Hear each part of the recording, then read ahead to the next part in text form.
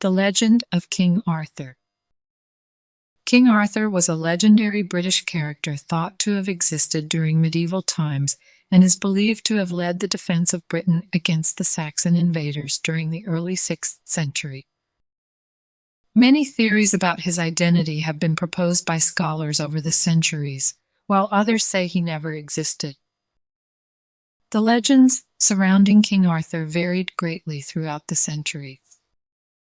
The legend goes that Arthur was conceived by Uther Pendragon, who, with the assistance of the wizard Merlin, had used magic to deceive his enemy's wife, whom he later married.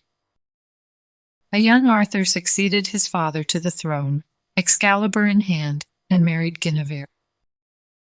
12th century texts include tales of the chivalrous knights of the Round Table and their adventures. Later French texts indicate that one of Arthur's most beloved knights, Lancelot, was Queen Guinevere's lover. Mordred was another well-known character in Arthurian legend. He is commonly believed to be Arthur's illegitimate son with Morgane, his half-sister. After being dealt a fatal blow by Mordred, Arthur was taken to Avalon, where he died.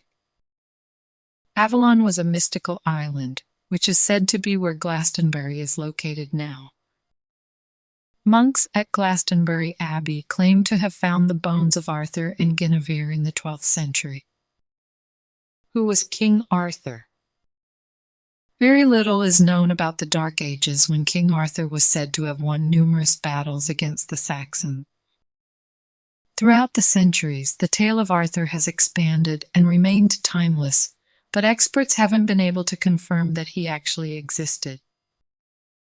The first mention of Arthur was in a 9th century text written by a Welsh historian who said Arthur was a warrior king and winner of 12 battles. It wasn't until the 12th century that King Arthur emerged as we know him today in History of the Kings of Britain by Geoffrey of Monmouth.